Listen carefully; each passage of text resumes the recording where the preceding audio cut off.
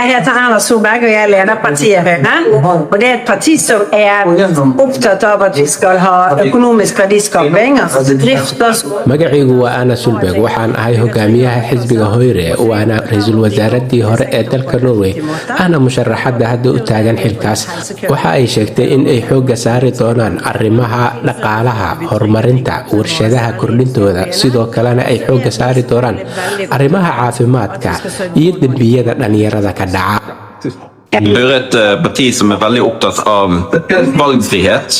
Xisbiga Høyre waa xisbi u taagan horumarinta dhaqaalaha, kobcinta warshadaha iyo wax soo saarka, yareynta canshuurta. Sidoo kale waxaan xooga saaraynaa arrimaha waxbarashada iyo sidii loogu dadaali lahaa dhalinyarada. Si taa lamid ah ayaan waxaan xooga saari doonaa ka hortagga arrimaha dambiyada dhalinyarada si xasilooni iyo nabadgelyo loogu naaloodo guud ahaan dalka Norway. Et sterkt politi, et sterkt forsvar som beskytter det fine samfunnet vi har. Jeg håper at du har lyst til å stemme på Høyre. Godt valg.